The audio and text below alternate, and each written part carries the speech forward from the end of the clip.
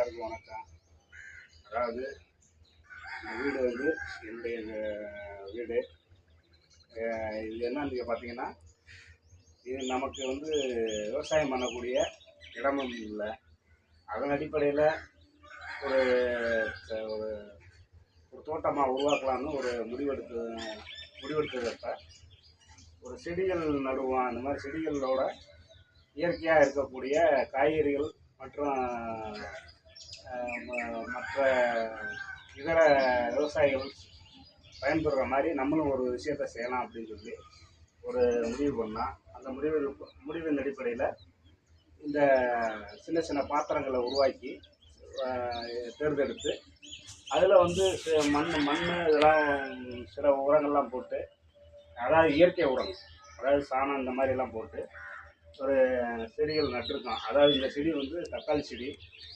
தக்காளி செடியில் வந்து நட்டதில் பழம் தந்துருக்கு. தக்காளி பழத்தோடு இருக்குது. இது வந்து மிளகாய் செடி, மிளகாயெல்லாம் இருக்குது. இது வந்து அவரை மேலே போடுறதுக்கு பந்தல் மாதிரி போட்டிருக்கோம். ஏன்னா நமக்கு பெரிய அளவில் வந்து இடம் இல்லாதனால ஒரு சின்னதில் பல்வேறு விஷயங்களை செய்யணும்னு சொல்லி ஒரு சின்ன தோட்டமாட்டம் உருவாக்கியிருக்கோம். அந்த தோட்டத்தில் வந்து இது வந்து வெங்காயத்தை போட்டிருக்கோம். இப்படி இருக்குது. அதே போல் இது ஒரு சின்ன ஒரு வாட்டர் கேன், அதாவது குடிக்கிற தண்ணி பாட்டில் இருக்கு இல்லையா, அந்த பாட்டில் வச்சு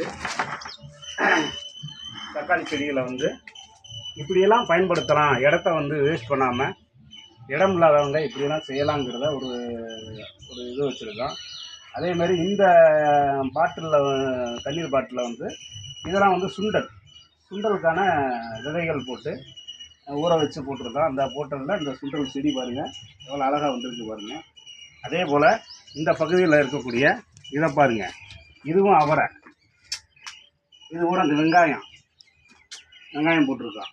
இதுவும் வந்து மிளகாய் நாற்று, இது வந்து நம்ம புதினா, அது வந்து வெங்காயம், இது வந்து பாவக்காய் செடி. இப்படி எல்லாமே வந்து நாங்கள் ஏன் இதை பயன்படுத்துகிறோம்னா, அதாவது இடம் இல்லாமல் இருந்தாலும் இப்படியும் சின்னதாக ஒரு வீட்டுக்கு ஒரு தேவையான ஒரு காய்கறிகளுக்கு ஒரு சின்ன தோட்டமாட்டம் உருவாக்கலாம் அப்படிங்கிற ஒரு இதுக்காக இயற்கையை நான் நேசிக்கிறேன்ற அடிப்படையில் நான் வந்து இயற்கையை நேசித்து அதை வந்து பெரிய லெவலில் உருவாக்கணும்னு சொல்லி நீர்நிலைகள் பாதுகாப்பு தன்னார்வ குழு அப்படிங்கிற ஒரு குழுவை ஒரு மாநில அளவில் உருவாக்கி இப்போ திண்டுக்கல் மாவட்டமான ஆத்தூர் தாலுகாவில் இப்போ இயங்கிக்கிட்டு இருக்குது. பல்வேறு மாவட்டங்கள்லேயும் நாங்கள் வந்து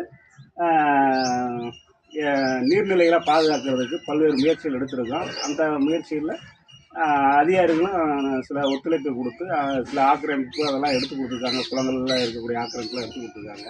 அதனால் வந்து நீர்நிலைகளை எப்படி நேசிக்கிறோமோ, மரங்கள் நடுவது மற்றும் பள்ளி மாணவிகளுக்கு வந்து சுற்றுச்சூழல் சுகாதாரம் பற்றிய விழிப்புணர்வு செய்தல், இது மாதிரி விஷயங்கள் செய்கிறோம்.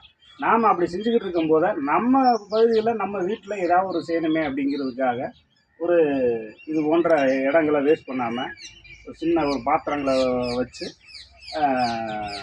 சின்ன காய்கறிகள்லாம் போட்டு இப்போ இன்றைக்கி அதனுடைய பலன்களை இப்படிலாம் வரும் அப்படிங்கிறத மற்றவங்களுக்கு தெரியப்படுத்தணும், இப்படியும் செய்யலாம் அப்படிங்கிறதுக்காகத்தான் இந்த பதிவை வந்து வீடியோவாக வெளியிடுறது தான். எனவே எல்லோரும் இது மாதிரி பயன்படுங்க, இயற்கையை நேசிங்க, நம்ம எல்லோரும் நல்லபடியாக இருக்கலாங்கிறத தெரிவித்துக் கொள்கிறேன். நன்றியுடன் தமிழ்ச்செல்வன் செல்வராஜ், நீர்நிலைகள் பாதுகாப்பு தன்னார்வ குழு தலைவர். நன்றி.